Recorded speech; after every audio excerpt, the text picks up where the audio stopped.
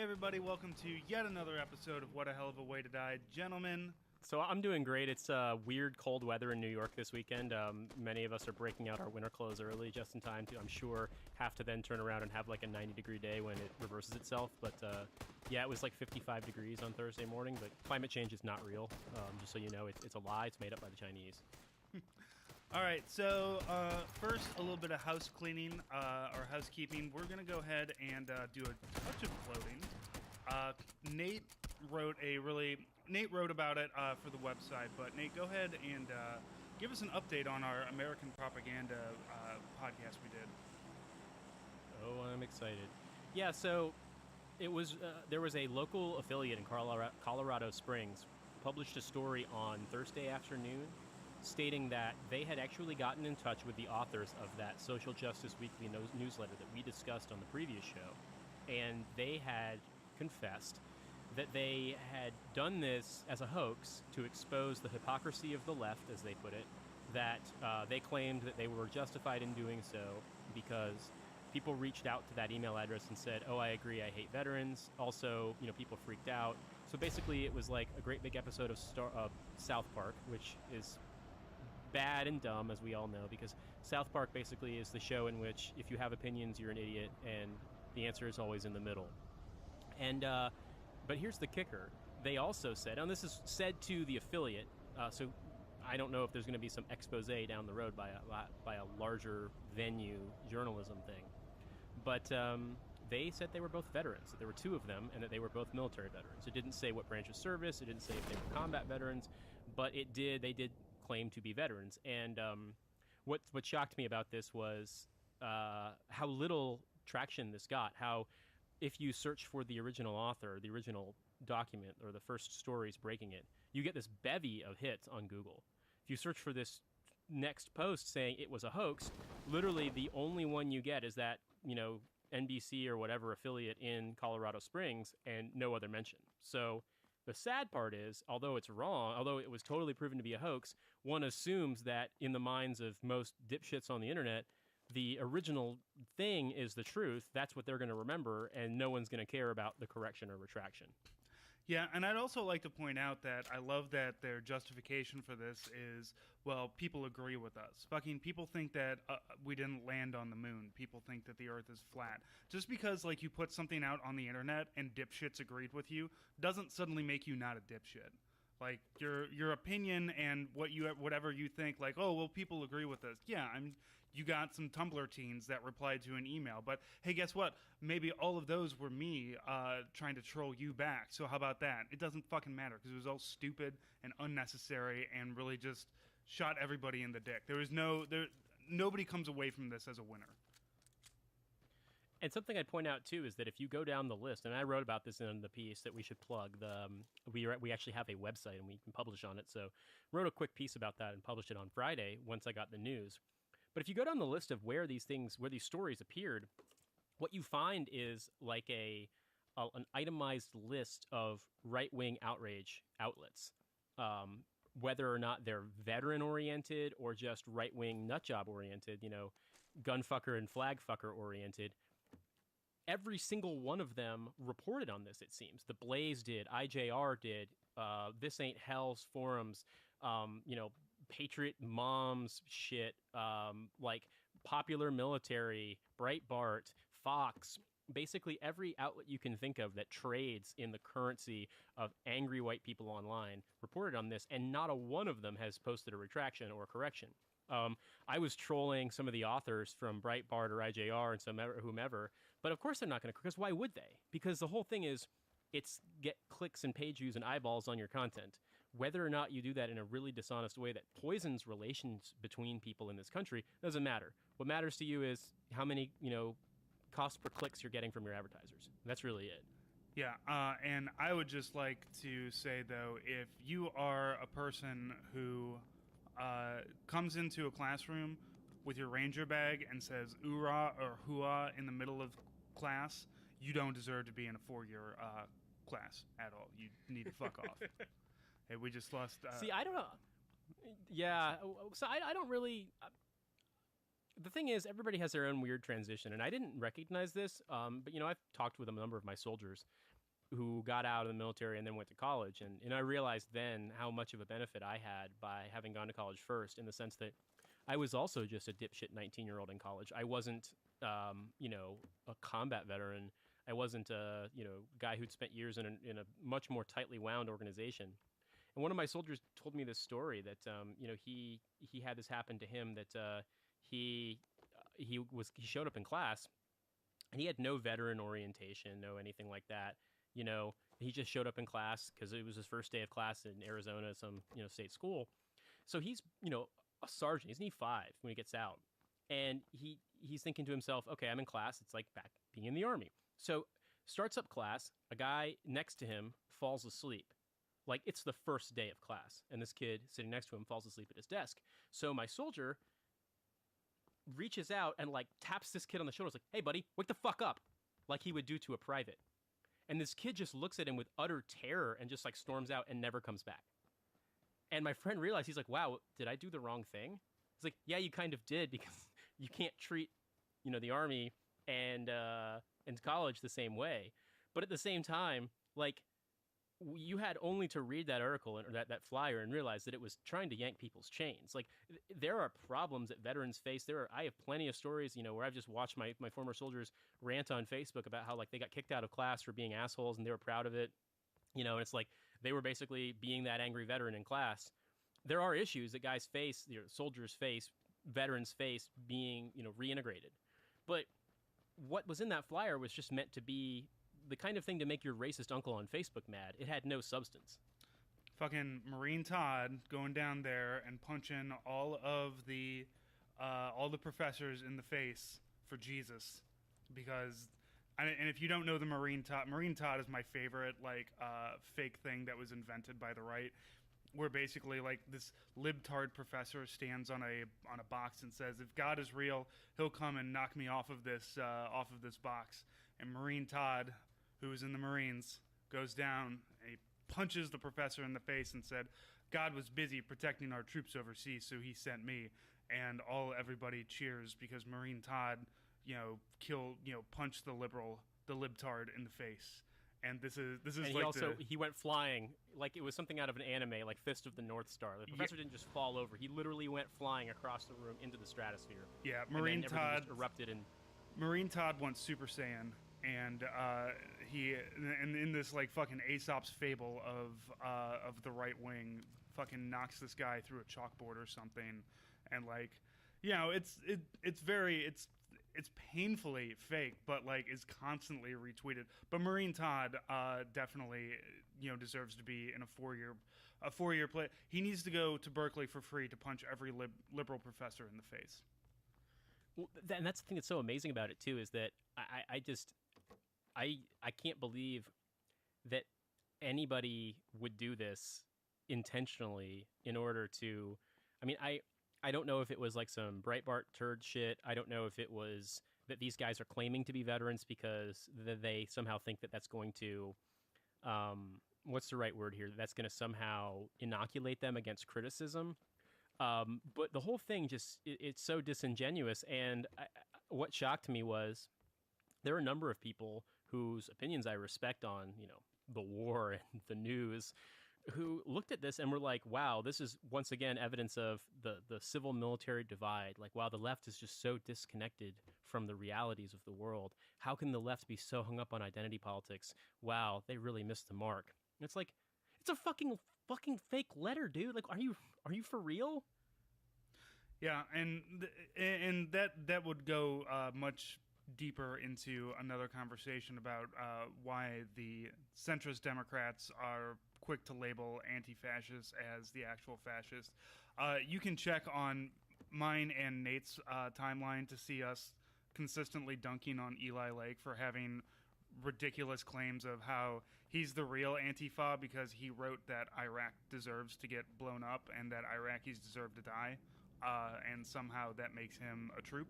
So we won't get too far into Eli Lake because we'll just be angry for fucking 50 minutes.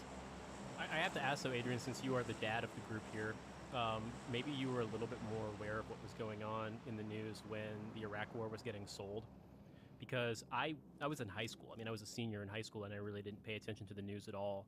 And I've heard Eli Lake's name associated with the whole Ahmad Chalabi thing, but I don't really know much about it. And to be perfectly honest, I haven't done what I usually do before an episode and, Wikipedia'd the shit out of something. And so I figure if you have some points on that or any sort of general thoughts, it would be useful to hear them. But yeah, I don't want to belabor that point because Eli dunks on himself nonstop, and there's no point in wasting time. Yeah, so we were going to talk about something else. We were going to talk about chicken shit. Yeah, Francis. Mostly we're going to talk about as the phenomenon that we call the bored sergeant major. I don't know how it is because, I go through my reservist time and I very rarely ever run into any sergeants major. But for some reason, when I was in Iraq, they were just fucking everywhere. And when they're everywhere, they're doing nothing but fucking with your shit. Like, they're constantly, there's the ones that do shit. There's, the CS, the command sergeants major. I'm going to keep fucking that up. There's the command sergeants major who have command positions and have troops to look after and have wars to fight. And then there's, these weird ones that, don't do anything other than, gig you for, having the wrong hat on or, your gig line is wrong. There's always, some fucking E8 somewhere that's just, I have nothing better to do than to fuck with a 20-year-old's day right now. Well, so yeah, in a battalion you have your command sergeant major and your operations sergeant major. And for those of our audience who aren't familiar with the military rank system, effectively, when you get to a certain point as an enlisted soldier, you will not promote past the rank of, in the grade of E9. So imagine E1 is your buck private, brand new private. E9 is a sergeant major. But as you stay in the military, as you continue to promote, you can't go, there's no E10, but there are senior positions. There are, you have a battalion sergeant major, you have an operations sergeant major, you have a brigade operations sergeant major, you have numbers of sergeant major positions in, the brigade or division level. And not all of those are command positions. In fact, very few of them are command. Most of them are administrative. And so what you have is this cadre of E9s, of sergeants major, who aren't, beating feet to the next formation because they don't have a formation. They're part of the formation. They're part of a brigade or division staff, or even higher, Lord knows. And they are obsessed with finding things wrong that soldiers are doing and chewing their asses about it. And don't get me wrong, soldiers do dumb things, and sometimes you just, when I was in Korea, you basically had to walk everywhere, and I kept encountering soldiers doing some really dumb shit, and I just had to pull them aside and stop them. Officer, I don't really care about getting saluted, but when a soldier salutes me with his left hand because he's got a bag of Burger King in his right hand, and believe me, this happened a number of times, I had to pull him aside, who the fuck was your drill sergeant, dude? What the fuck is wrong with you? Those kinds of things. Now, I'm pretty nice about it compared to most sergeants major. And as Francis was saying, it becomes this kind of cult of squaring people away because of these asinine little things. And it's strange how that has kind of created a culture in the military of being obsessed with little details, even in justifying that obsession with the argument that little details will save your life, but then obsessing over things that totally have no bearing on anything besides you being an asshole.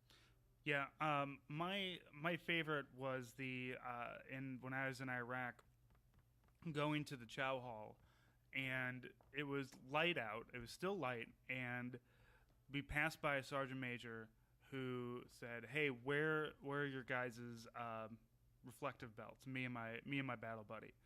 And my buddy reached down to the leg pocket, pulled out his reflective belt, threw it on, and to me, I was like, "Oh, I didn't. It's back in my room." He's like, "Well, you're not going to get into the chow hall until you have it."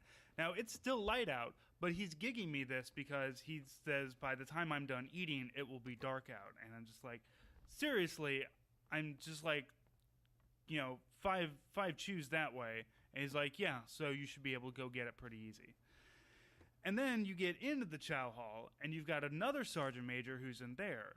And what he's doing is he's making sure everybody washes his hands, which is good. You got to have somebody. And usually when I went in there, it was like an E5 that didn't have anything better to do, who just sits there and says, "Hey, you didn't wash your hands."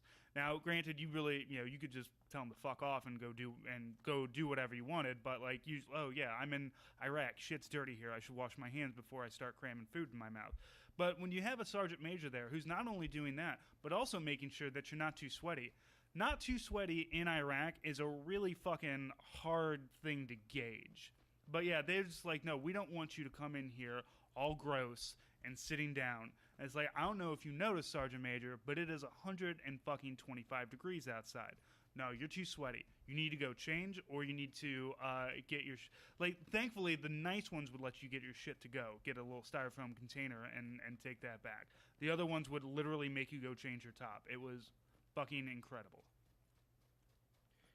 And I think that's kind of a common phenomenon when you're deployed, too, or at least in these, the deployments of the past 15 years, 16 years, in the sense that there is this huge otherworldly divide between soldiers and service members who go outside the wire, who leave base to go on combat missions, versus the ones whose jobs keep them indoors on the base the entire time. The sort of inside the wire, outside the wire, on the fob, off the fob kind of people. And what Francis has just described, I have seen numerous times in which a person has freaked out at me or my soldiers because we've just rolled in the gate or just literally gotten dropped off at the helicopter landing zone after having done a mission. We're going to the chow hall, and even if it's something along the lines of just we're getting to-go plates for the platoon, it doesn't matter. You're getting thrown out of this place and told you're not allowed to eat because your uniforms are too dirty. I mean, I had to step in and argue with an NCO. I wasn't a sergeant major. I wouldn't have won the argument with a sergeant major even if I was right. But as a first lieutenant, I had to step in and argue with a staff sergeant because my friend's platoon, who was based in a different province, had been out for 10 days when they had only packed for one because they were told they were going to be out for one day. This was a Bergdahl mission. And they got in contact a number of times. They were filthy. Like, their gloves were ripped open. Like, their glasses were super scratched up from just, being back and forth all the time. Like, my buddy, the platoon leader, his ass was just hanging out. Like, their uniforms looked orange because of just how dirty they were. And the guys, this staff sergeant is telling them they can't come in. And I'm just like, Sergeant, these guys were just on a mission taking contact for 10 days. They're not on this fob. They don't have clean clothes to put on. Like, just let them get their fucking chow and get out of here. But this obsession with these tiny little details and things along those lines, and once again, this notion that you always obey the letter of the law and never the spirit of it, that is the sort of, to me, that's the essence of military discipline, is stupidity in service of the letter of the law. And I'm not the first person to observe this. There's a very famous book by a guy named Paul Fussell called Wartime Understanding and Culture, I think, in the Second World War. But he devotes a whole chapter to talking about the level of stupidity and how, for people who got drafted, that stupidity was a new thing. They'd never experienced anything like that. And so much of the writing about World War II, written from the perspective of draftees, was about, like, the dumb, absurd shit that the military makes you do. Yeah, I think what it comes down to also is that it's like having your own little fiefdom. Like, when you go overseas and they say, okay, they come to me and they say, all right, Sergeant Horton, you're in charge of, the print shop or whatever, because I'm a 46 Quebec. I'm a print side public affairs person. If I got deployed again, if there wasn't an E7, I would be the guy who's in charge of all the other Quebecs. So, there's people who, like, if you did that to me, I'd be like, okay, how do I get... how do we complete the mission? How do we get done what we need to get done while, everybody is also not stressed, and also I do as little work as possible because I have 5 people underneath me. That's always my, like, I always tell people, put a lazy person in charge, they'll find the lazy way to do it, but also get shit done. But you'll also have people who are like, okay, I'm in charge, which means I am the king here. And for some reason that, like, worms their way into the heads of these people. Like, and I've come across this especially with officers. Like, they get to that field grade part. They get to, like, 04, 05. Like, I had a really shitty 04 that I had to deal with in Iraq one time. And, one of those guys that would, like, step on the backs of everybody else to get his next promotion, which he did get. I saw him on one of those fucking Army Strong commercials one time while I was drunk and I had a PTSD episode.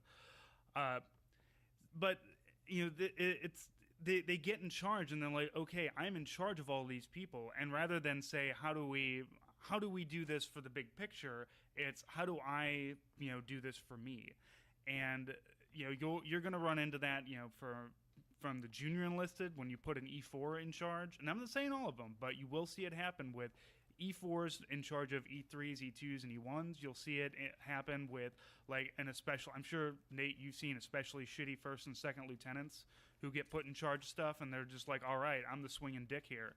Like if I came across at 17 years and a staff sergeant in the military with 2 deployments under my belt, if I ever had a butter bar try to swing his dick at me, I would fucking cut it off and nail it back to his fucking parents. His parents that are probably still like, oh, he's still on our health insurance because he's fucking 22 years old. Like that's so that does happen. I think that more often than not, I mean, I've seen guys come in and try to square away their NCOs when they're brand new lieutenants. More often than not, though, what I find is that their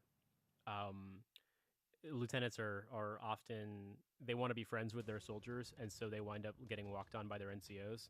I think that that's a really hard line to walk, and I think that I would be remiss if I pretended like I was this super officer who never had problems with that, because you are basically the same age as your team leaders, and oftentimes you may come from the same part of the country as them. So there's issues with that. But I think getting to your larger point about describing that with officers, I think there are people who have advanced in their careers because of their ability to sort of play the game and regurgitate things that they think they're supposed to say. And they're the kind of people who lack the ability to discern a real crisis from an imaginary one. And in the military, and this is more directed towards our civilian audience, in the military, there really is this notion that little details matter. That, I mean, if I don't have a highlighter in my pocket, I just have a pen or a pencil, I'm probably okay. If I get fucked up in a combat situation and I don't have a pen, like it might even be okay as long as somebody has a pen. I mean, we don't always need one, but it's good to have one.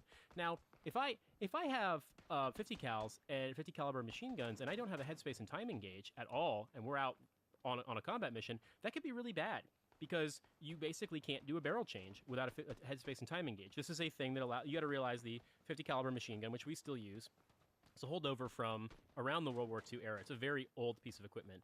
And whereas when you shoot a machine gun, the barrel gets hot as fuck. In some cases, it'll start glowing. And at a certain point, you keep shooting through that hot-ass barrel, you will get to the point where you will burn the barrel out and it's unusable. So you have to switch barrels when you're in a, suppressive fire, long-term, shooting bullets downrange kind of situation. Now, if you swap out the barrel on an M249 SAW or an M240 Bravo medium machine gun, you basically, it's plug and play. There's some things you push and turn and twist and such, but like you take the barrel out, you put it on the barrel bag, take the other barrel, put it in, you turn, you snap, you fire. It's not a big deal. As long as you put the things in the right place, they will fire. Whereas a 50 caliber machine gun, you have to basically check and I don't know the particulars. I was an infantryman, but I was not an enlisted soldier in the infantry. You basically are checking the spacing within the sort of firing mechanism of the 50 caliber machine gun. And if it's wrong, one of two things can happen. Either it won't fire, it won't reload rounds so it becomes a great big ass hunting rifle, or it'll explode. Now, the catastrophic explosion thing doesn't happen very often, but long story short, the difference between being able to fire a 50 caliber machine gun and not is a huge difference in a combat scenario.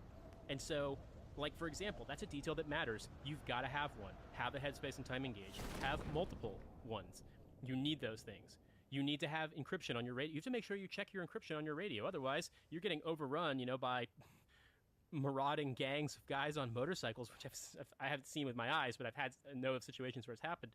And all of a sudden, you don't have your crypto loaded on your radio. You can't talk to anybody. You can't talk to anyone. So you'd better start setting some trees on fire and waving semaphore flags, because no one's going to help you. So, like, having those details right matters.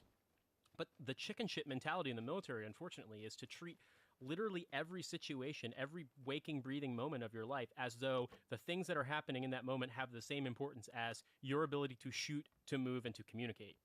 And so what you find is a lot of, I'm not going to say they're weak NCOs and officers, but they're people whose critical thinking skills are not in top form, they're just really good at yelling loudly and kind of regurgitating the thing that you're supposed to the acronyms and phrasings and things you're supposed to learn. The kind of person who will tell you to orientate yourself to this sand table.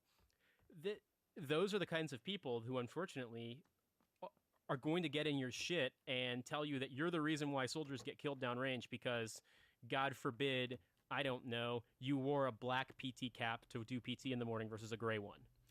Yeah, and you'll find this,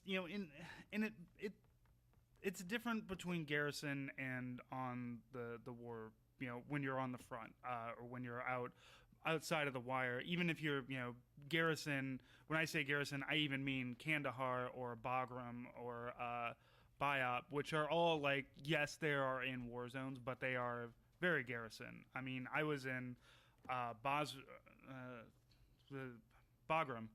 Okay, I get my B's right. I was in Bagram, Afghanistan in 2004, and it was still pretty garrison. We saluted people. We had to have clean uniforms and shit. But, you go outside the wire, things, change. And the mark of a really good, leader, a really good NCO, really good officer is the one who can say, okay, we're in garrison. You need to have your hair cut. You need to be clean shaved. Okay, we've been out on a patrol for the last day. I don't give a fuck if you guys are sweaty and if you haven't shaved or anything. Don't bother with it. Like, I've seen people come back, from like being out for a week, being out for 10 days. They come back, they've got, that full on beard and everything. And come back, okay guys, we're back in garrison. Go fucking change. Take yourself 3 hours. Go get changed, go get showered, go get shaved, go get shit taken care of. But like while we're out there getting fucking plugged and shit, while we're at an observation point for the last 3 to 5 days, it's not even worth it. But you are going to find sergeants majors and you're going to find officers, you're going to find captains and lieutenants who like, look, you need to make sure that in between taking fire that you're making sure that you're getting your shit shaved up. And like, it's incredible to see. Like, I understand it from a disciplinary point. I understand we went through basic training. We all shaved our heads. We all shaved. We all get to this is what we are all the same. We're all wearing green, blah, blah, blah.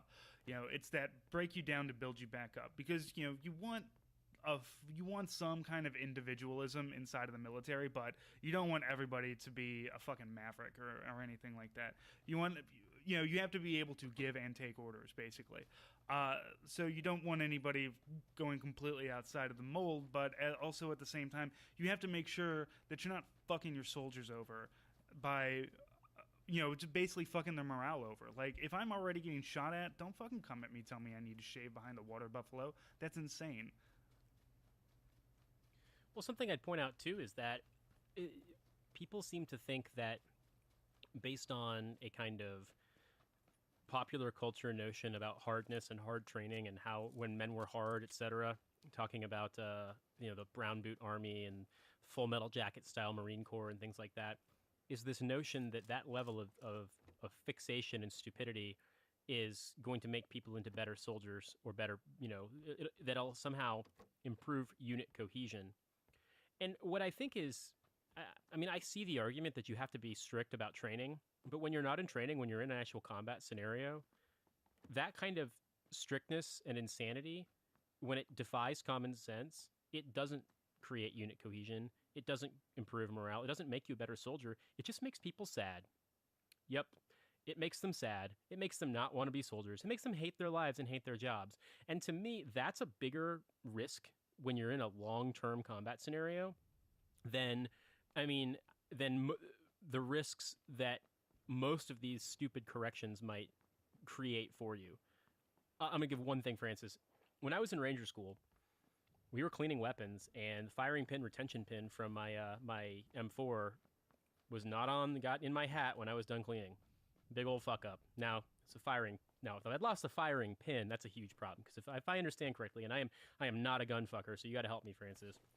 If I understand it correctly, in an M4, if you lose the firing pin, well, you're kind of done because it's not really that whole bolt group has to be replaced. Am I right there? I think you can get a new firing pin. I mean, because you can buy firing pins online for ARs, so you can replace the actual firing pin. They're all pretty much stock. I mean, every part of an M16 can swap out with any other part of an M16. Okay. As Yeah, far I as couldn't I remember know. what the truth was. I think the one thing that maybe the difference is when you're in a training scenario in the Army, the firing pin is a thing that has to be ordered, whereas a firing pin retention pin, which is just like a tiny little hair clip that holds the firing pin in the bolt, uh, that is an expendable item. That nobody cares. Those aren't tracked. So I was like, oh god, I'm fucked. Instead, one of my Ranger student friends who had been recycled and knew the cadre, who worked in the arms room, just went in and was like, hey man, can you give me a firing pin retention pin? And he did, and it solved the problem. And in a combat situation, like, there are solutions to problems that don't involve you basically getting hazed to death. Like, you can fix problems. Like, if you lose something, you can probably replace it unless it's like a critically failed kind of thing. And so that's not to say, okay, don't have any discipline. I get it. But obsessing over it to the point where you're literally making people want to kill themselves, especially in the long-term aggregate stress situation of a deployment, it just seems counterproductive. And like, when I think about, I'll sometimes have dreams that I'm back in the Army. Like, seriously, I'll dream that I'm in the Army, and I'll wake up and in my dreams, I'm often happy to be back. I'm excited to be back, or I'm a little nervous. Like, I had a dream one time that I'd sneaked back onto Fort Bragg or to Camp McCall, and I just sneaked back into the SFQ course. And in my dream, I was like, hell yeah, okay, I'm gonna get away with this shit. Badass. I'm gonna get through the Q course. When I woke up in the morning, I was like, oh my god, I'm so glad that was a dream. I don't want to be back. And the reason I don't want to be back, and the reason why, when in my waking life I don't want to be back, is because you have no recourse when someone loses their mind at you about that kind of shit. Especially in a combat arms unit where the whole concept of, like, you can't talk to me that way hasn't caught on yet. Like, you can't say go fuck yourself. You can't quit. You can't storm. Like, your options are to just stand there and get your ass kicked, or not literally, but metaphorically, or freak out and then potentially go to jail for what you do. At least I don't wear the uniform very often since I'm a reservist, but like at least once or twice a year, I will, like, while I'm in uniform, doing whatever, sitting around, smoking, joking, doing PMCS, doing Army shit, I will have a momentary just like, where the fuck is my weapon? Shit. Like, I haven't carried a weapon on a regular basis since 2010. But, like, that's still, and it's less and less now, but every once in a while I just get that, like, you do that, like grasping your chest, like, for your rifle sling. You're just like, where the fuck did I put it down? Did I leave it in a porta potty? Oh, no, that's right. I haven't been deployed in forever. But, no, go ahead. I was going to tell a story about chicken shit, though, and one of the funniest things I remember, I mean, it's funny and sad, and I have to give you a little bit of a disclaimer here that I don't know if it's true or not. Because, once again, like all of the best Army stories, this didn't happen to me, but I heard it from a friend who apparently heard it from someone who said it was true. And, we've been talking about this today, about sergeants major ripping your ass, and the stupidity about little things like, oh, your uniform's too dirty, even though we're in like a sandy desert, you're not allowed to come in the chow hall. So I was deployed to combat once, to Afghanistan in 09 to 10. And while I was there, when I first got there, the regional command and the whole Combined Joint Task Force that ran things in RC East, or Regional Command East, in eastern Afghanistan, was based out of Bagram Airfield, which, like Francis said, is a big enough base in Afghanistan that, like, you salute people there, which we didn't do when I first got to the battalion-sized base I was at until later. So Bagram is Pogue Central. I mean, Bagram has, I remember just being taken aback by how many civilians, how many dumpy reservists, no offense, Francis, how many, like, 70-year-old airmen I would see. Like, just, it was ridiculous. It was all Frumpistan. And as I was there, I mean, you'd notice that there were people driving around in John Deere Gators with PT belts, like, giving out tickets to cars for speeding. Like, there were all these anecdotes about how, I mean, they literally have MPs giving speeding tickets. They have people giving people tickets for, like, not wearing the right uniform. I mean, I remember coming off of a, like, really quick R&R thing where I was able to, like, I had to do some stuff at Bagram administratively, and I was able to go get, like, a smoothie at this place, and, like, at the food court, just seeing, like, people hanging out in their PTs who look like they haven't been dirty in their life. Like, it's a whole different world. So my friend was an intel officer in our battalion, and he heard this story from somebody who worked at Combined Joint Task Force 82nd Operations in their G2, or their Task Force Intelligence Group. So they had taken, the 82nd had come in midway through our deployment and taken it over, their head shed had taken it over from the 101st. And the 82nd is very famous for being really big on chicken shit. So, I'm at Bagram in September, I think. Temporarily, I'm trying to find an ANP, an Afghan national policeman who got wounded in a firefight on election day, and whose commander is trying to find him, and whose commander my battalion commander respects a lot. Can't find him because nobody knows where he is. Turns out he was dead. He had died at a hospital in Kabul, and they found his body later. But I was kind of traipsing around Bagram trying to find this. And I remember people telling me a week before I got there was a couple that was deployed together. They were married. They were joint deployed. Husband was inside their bee hut. Wife was out smoking a cigarette out front. Rocket hit the bee hut, killed the husband. Wife survived. So big old tragedy. I mean, it's just nuts. And don't discount for Bofades. We make fun of them, but like, they had 252 millimeter rockets in Iraq. I mean, those things are fucking like rail cars getting shot at you. So, I mean, even if you live on a base, it's still dangerous. So anyway, my friend who talks to this buddy at CJTF 82's G2 cell, and he's like, dude, you're not going to believe this. We had intel on that attack. We had a reliable source who said that there was some people who were trying to shoot a rocket into Bagram. They had a general idea of where it was going to be at, like where the rocket was going to shoot from. They had a general idea of when it was going to be. They knew the guy who had it. And sure enough, when it went down, it was in this general area of this mountain where they thought it was going to happen, right about the time when they said it was probably going to happen. And my friend was like, what? Well, then they should have been watching that. Like, why didn't they make that a named area of interest and scan it? Because they have these huge, like, cell phone tower cameras that, like, have what they call a FLIR. It's an infrared optic. Can give like a 10-digit grid to anything. It's super amazing technology for like optics and observation. Has a thermal camera, has a night vision camera. I mean, like, you have a couple of these eye of gods on your fob. Like, you can scan around. You'll see stuff if you're looking in the right place. And this guy told my friend, he's like, yeah, the problem is when the 82nd took over, they made us turn all the eyes of God, all of the raid towers in on Bagram so they can spot people not wearing their PT belts at night and give them tickets. I don't know if it's true or not, but it was treated like it was a true story. I'm just going to say. I mean, considering when I was in Afghanistan, they used the big blimp with the FLIR on it to catch people fucking cows. I don't doubt it, but at least we were pointing it outwards. Jesus.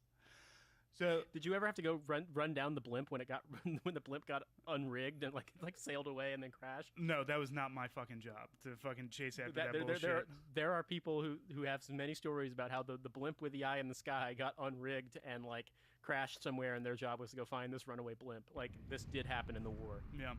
So for me now, my story is it's not really secondhand because it came from the guy who claimed that it happened, and he's a guy that I don't know as a liar. Like, maybe he embellishes some things a few times, but he's as anybody who puts the uniform on does. So this was Iraq 2005.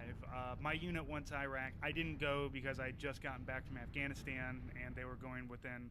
For reservists, if you get deployed, you have a year that the Army will not deploy you again. You can volunteer for deployment, but you don't have to go. So it was within that year. So my unit didn't take me along with them. But I was talking to the guy after they got back. So he said that they were taking their Humvee up to one of the fuel points. And these are, the old Humvees, the green ones with the cloth doors and shit on it before we had armor and stuff. And so to get up onto the thing, they have, if the big fuel points on the main bases, they were on, I think they were on BIOP at the time, which is Baghdad International. So they were in Baghdad at the time, and so usually at this point the fuel points are really big. They're giant trucks. They've got a whole system.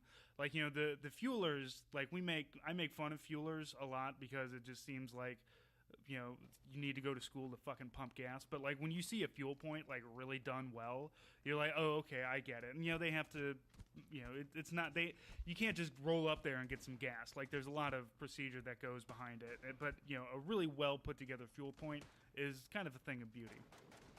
So they come up to the fuel point, and apparently they had a bunch of plywood up on top of all of the fuel hoses. So they just drove up on top of it to go get fueled up. And I guess they didn't usually come to the fuel point. They maybe went to another one. But so some staff sergeant comes out yelling, the signs, you can't see the signs, you can't be driving on top of this shit, blah, blah, blah, blah, blah, blah, blah. Just going off on him, screaming at him. And these guys, there's an E4 and an E3. So when Staff Sergeant comes and starts fucking yelling at you, only thing you can do is lock up. Now, the thing about public affairs is that, for the most part, we're a little more intelligent and a lot more of, I don't want to say assholes. Smartasses? Smartasses is the way to go with that, yes. We're very good at thinking on our feet and being a smartass at the same time. So this guy says, sorry, Sergeant, we were told that we needed to get up here, and from Sergeant Major told us to come on up here. Staff Sergeant's like, fuck, which Sergeant Major told you this? He's like, well, Sergeant Major Bofades, we can go ahead and bring him out to the fuel point if you need. He's like, oh, well, Sergeant Major says it, fine, just get your fucking fuel and get out of here and don't drive up on top of here anymore. So they get their fuel, they fuck off. And the E3 looks at the E4 and says, who the fuck is Sergeant Major Bofades? And the E4 looks at him and says, fucking Bofades nuts, bitch.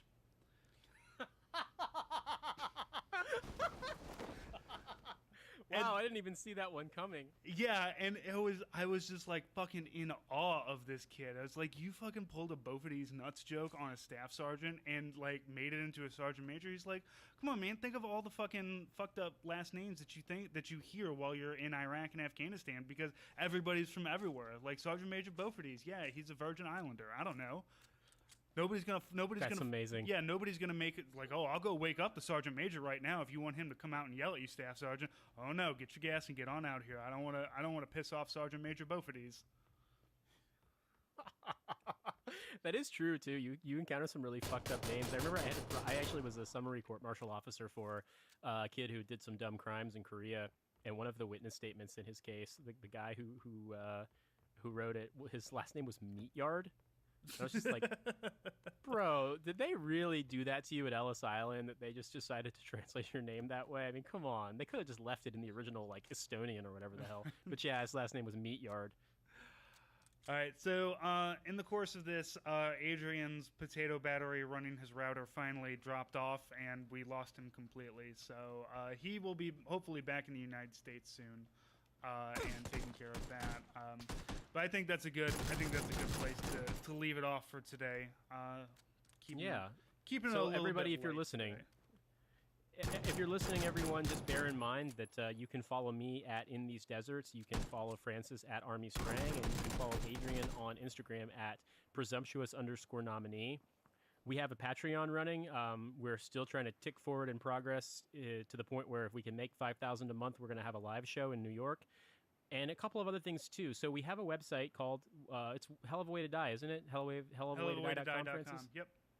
Yeah, and so, it's only the finest circa 2009 web design, but we're looking at trying to write more content for us. So if you ever have any questions for us, if you want to just shoot it to us via, at me on Twitter, shoot Francis a DM, ask Adrian on Instagram.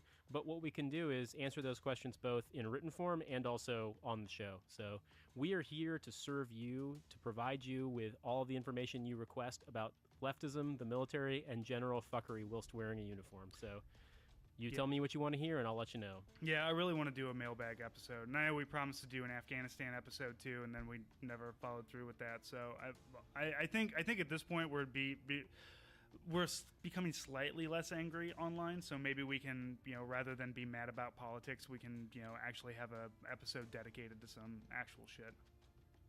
Yeah, and just so you're tracking too. I mean, I had a sergeant major who once told me that follow through is the hardest thing in the military, and apparently it's the hardest thing in life. So as we are human, we're trying to improve as we go. So just let us know what we should talk about. Yeah, what's important is that we're still doing this once a week.